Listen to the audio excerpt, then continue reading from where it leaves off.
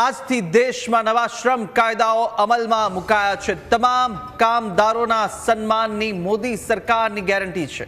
શ્રમ સંહિતાને લઈ પીએમ નરેન્દ્ર મોદી અને કેન્દ્રીય મંત્રી મનસુખ માંડવિયાએ પોસ્ટ કરી છે અને કામદારોને સમયસર ન્યૂનતમ વેતનની ગેરંટી આપી। યુવાનોને નિમણૂક પત્રની ગેરંટી, મહિલાઓને સમાન વેતન અને સન્માનની ગેરંટી આપી છે। 40 કરોડ કામદારોને સામાજિક સુરક્ષાની ગેરંટી આપી। નિશ્ચિત મુદ્દતના કર્મચારીઓને 1 વર્ષની સેવા પછી ગ્રેજ્યુઇટીની ગેરંટી, તો સાથે 40 વર્ષથી વધુ ઉંમરના કામદારોને દર વર્ષે મફત વાર્ષિક આરોગ્ય તપાસની ગેરંટી આપવામાં આવી છે। ઓવરટાઈમ માટે ડબલ મજૂરીની પણ ગેરંટી, તો સાથે જોખમી ક્ષેત્રોની અંદર કામ કરતા કામદારોને 100% આરોગ્ય સુરક્ષાની ગેરંટી અપાઈ છે। આંતરરાષ્ટ્રીય ધોરણો મુજબ કામદારોને સામાજિક ન્યાયની ગેરંટી। આ સુધારાઓ સામાન્ય ફેરફારો નથી, પરંતુ વડાપ્રધાન નરેન્દ્ર મોદીએ કામદાર વર્ગના કલ્યાણ માટે લીધેલું એક મહત્વપૂર્ણ પગલું છે। આ નવા શ્રમ સુધારા આત્મનિર્ભર ભારત તરફનું મહત્વનું પગલું છે અને 2047 સુધીમાં વિકસિત ભારતના લક્ષ્યને નવી ગતિ આપવામાં આવશે। તો અનેક એવા જે સુધારા થઈ અને આજે તમામ જે નવો સુધારા લાગુ કરવામાં આવ્યા છે અને અનેક એવો ફાયદો કે જે તમામ કામદારોને થવાનો છે।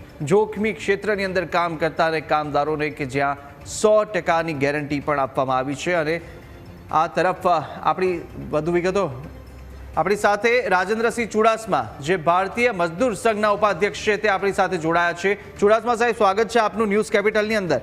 આ અનેક સુધારા સાથે અત્યારે જે જાહેરાત કરવામાં આવી છે અને ઘણો એવો ફાયદો થવાનો છે, શું માનો છો? આપની સૌ પહેલા પ્રતિક્રિયા આને લઈને। બિલકુલ, આપ જોઈ શકો છો એમ ભારતીય મજદૂર સંઘ, અખિલ ભારતીય મજદૂર સંઘના શીર્ષસ્થ નેતૃત્વ શ્રીમાન બી સુરેન્દ્રજી અને પ્રતિનિધિ મંડળ ગઈકાલે માનનીય મનસુખભાઈ માંડવિયા સાહેબ સાથે બેઠક હતી, કેન્દ્રીય લેવલની।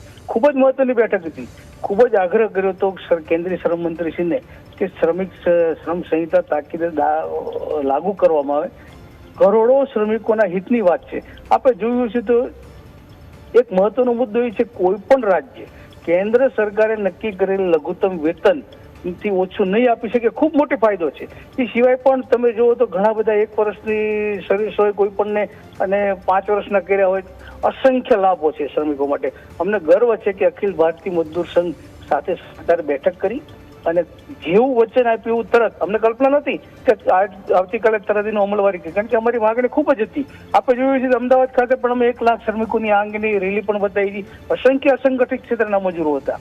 શ્રમિકોના માટે સીમાચિહ્ન રૂપ નિર્ણય છે। આ સિવાય પણ મનસુખભાઈ માંડવિયા સાહેબે 20 દિવસ પહેલા અમે અખિલ ભારતીય લેવલના જેટલા પણ અસંગઠિત ક્ષેત્રના સંગઠનો હતો એની સાથે બેઠક કરી। એમના ફીડબેક જાણ્યા। એમની પાસે અમને પહેલીવાર આનંદ એ થયો કે કોઈ પણ આટલું મોટું શ્રમિક સંગઠનના ઇતિહાસમાં પહેલીવાર બધા સંગઠનોને ભેગા બેસાડી એમના ફીડબેક 2.5 કલાક સુધી સાંભળ્યા અને સુધારા વધારા કર્યા। અમને આનંદ છે, મહદ અંશે કરોડો શ્રમિકોને ફાયદો થવાનો છે અને અમે ગર્વ છે સરકારને આપના માધ્યમથી, કેપિટલ ન્યૂઝના માધ્યમથી, એટલા માટે જ્યારે શ્રમિકોના વિષય હોય છે ત્યારે આપણે ખૂબ જ અંગત રસ લઈને વાચા આપી છે। આપને પણ અભિનંદન કે શ્રમિકોના વેદનાને વાચા આપીને એમને જ્યારે ફાયદો થાય છે તો એ પણ આપના માધ્યમથી પ્રસારિત થાય છે, એ અંગે પણ આપનો ખૂબ ખૂબ આભાર। બિલકુલ બિલકુલ। અને બીજું બી ચુડાસમા સાહેબ, એવી પૂછવું છે કે જે આ નવો અત્યારે સલામતીના જે નિયમો છે તેને કારણે ઉદ્યોગોની અંદર શું કોઈ બદલાવ આવી શકે? હા, થોડા ઘણા ઇસ્યુ રહે છે। સલામતીનો તો ખૂબ મોટો ઇસ્યુ વિષય છે આખો। સલામતી માટે ખૂબ મોટી આચારસંહિતા આખી બનવાની છે।